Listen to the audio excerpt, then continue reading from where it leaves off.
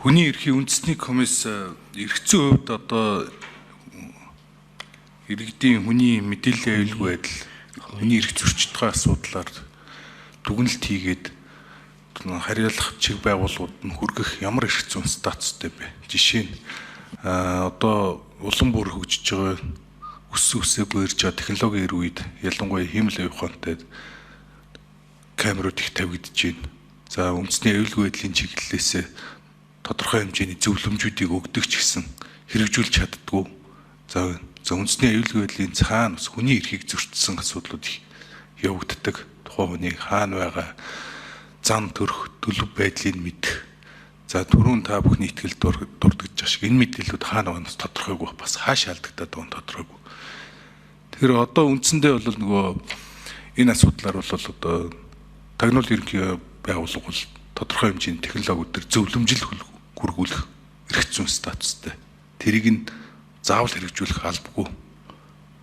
Тэгэхээр танайх бас иймэрхүү одоо хүний эрх, хувийн мэдээллийн аюулгүй байдалтай холбогдсон энэ асуудлууд дээр эрх зүйд зөвлөмж хүргүүлэх юм уу, хяналт шалгалт хийх эрх зүйн статус байдаг юм уу, процесс байгаа юу? За тэгэхээр Монгол Улсын хүний эрхийн үндэсний комиссийн тухай хуульд заасны дагуу хүний эрхийн үндэсний комисс Монгол Улсын үндсэн хууль олон улсын гэрээгээр баталгаажуулсан хүний эрх хэрэгчлөөний хэрэгжилтэнд хяналт тавих ийм ерөнхий бүрэн эрхтэй мөн хүний хувийн мэдээллийг хамгаалах тухай хуулийн 24-р зүйлд мөн холбогдох бусад зүйлүүдэд хүний хувийн мэдээллийг хамгаалах талаар хүний эрхийн үндэсний комисс ямар үйл ажиллагаа явуулах эрх зүйн үндсийг тогтоосон.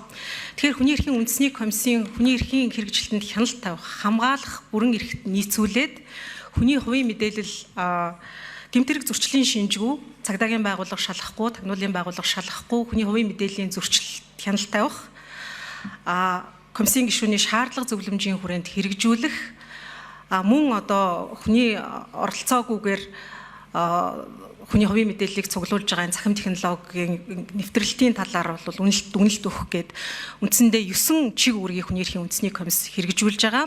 Гэхдээ яг энэ илтгэлд одоо тусгагдж комиссийн санал оруулж байгаагаар бол хиймэл оюуны асуудлыг хариуцсан асуудлыг зохицуулах, за олон нийтийн сүлжээг зохицуулах гээд сүүлийн үеийн захим технологитой холбоотой асуудлыг зохицуулах, мэдээлэл хариуцах эрх бүхий байгууллагыг Монгол улсад зохих ёсоор хөгжүүлэх, бэхжүүлэх ийм шаардлага бол гарцаагүй тулгарч байгаа. Тэгэхээр таны хэлж байгаа энэ 9 чиг үүрэг бүхий зөвлөмж дүгнэлтүүд маань яг үнэхээр бодит байдал дээр тухайн төрийн байгууллага авч одоо хэрэгжүүлэх, хувийн хвшлүүлэн төрийн байгууллагууд авч хэрэгжүүлэх чадамж бол одоо байхгүй байгаа учраас тусгай чиг үүрэг бүхий одоо агентлаг ч юм уу болох ёстой байна гэж шаардлагыг хүргүүлж ийн гэж ойлголоо зүг үү?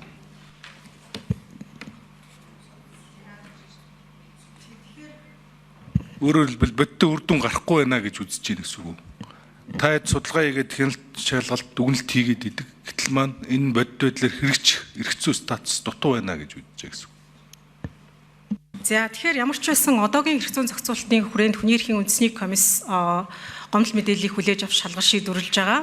За 100-аад гомдлыг хүлээж авч өнгөрсөн хууль хэрэгжснээс хойш 100-аад гомдлыг хүлээж авч одоо хүний эрхийн комиссийн харьяалан шийдэх асуудал гэж утсан асуудлаар комиссийн гишүүний шаардлага зөвлөмжийг хүргүүлж ажилласан. За шаардлага зөвлөмжийн хэрэгжилт бол харьцангуй одоо боломжийн түвшинд байгаа. Гэхдээ мэдээлэл хариуцах ялангуяа захим технологийн хөгжилтэй холбоотойгоор дэлхийн улс орнууд мэдээлэл хариуцах эрх бүхий байгууллагыг байгуулдаг. За энэ байгууллага бол хүний эрхийн үндэсний байгууллага, хүний эрхийн үндэсний комиссийн чиг үүргээс арай өвөрмөц захиргааны шууд шинжтэй ажлуудыг хийд юм. Өөрөөр хэлэх юм бол хүний эрхийн үндэсний комиссийн гишүүн шаардлага зөвлөмж гаргах замаар одоо тухайн хүний эрхийг зөрчсөн этгээдээр арга хэмжээ агуулдаг болвол мэдээлэл хариуцах эрх бүхий байгууллагууд бол торгох ийм одоо эрхийг хэрэгжүүлдэг. Мөн магадлан итгэмжлэх, зөвлөмж өгөх, зөвшөөрөл өгөх ийм одоо захиргааны шинжтэй ажлуудыг одоо хэрэгжүүлдэг. Data Protection Authority буюу Regulatory Commission-ууд бол ажилладаг. Тэгэхээр шууд хувийн хвшлийн байгууллагуудтай одоо албадлагын арга хэрэгслэр ажиллах ийм одоо боломжтой байгууллагыг байгуулах нь нэгдүгээрт нь онлын талаас хүний эрхийн үндэсний байгууллага гэдэг бол тогтолцоог хяндаг байгууллага. Тэгэхээр ихэнх үедээ өнөөдрийн одоо комиссийн илтгэлд оруулсан дүгнэлт бол энэ одоо хөгжлийн ихэнх үед бол хүний эрхийн үндэсний комиссийн асуудлыг хариуцах нь байж болох ч гэсэн яваандаа улам бүрийн харилцааг үнзгэрнэ. Улам бүр шууд ажиллах одоо шаардлагатай болох учраас яг тэр зүй зохисхийн дагуу байгуулах нь Монгол улсын ирээдүйд хэрэгтэй гэдэг ийм дүгнэлтийг хийгээд саналыг оруулсан юм а.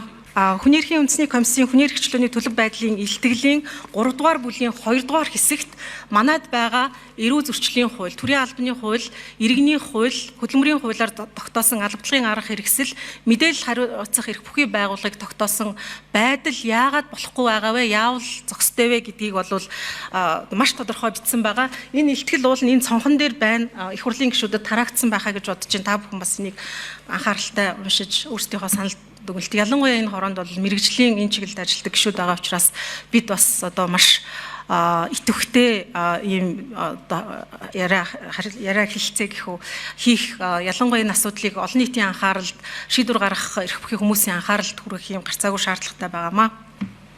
За хүний эрхийн үндэсний комиссд маш хэрэгтэй мэдээлэл өгсөн талархлаа. За тэгэхээр төрийн үйлчилгээ, төрийн процессыг хүн төвтэй болгох процессын дахин инженерчил гэж ажил хэсэг гарсан байгаа. Зол жаргал гишүүн Инооцх Модлын байнгын орны дарга миний бие ахлаад явж байгаа.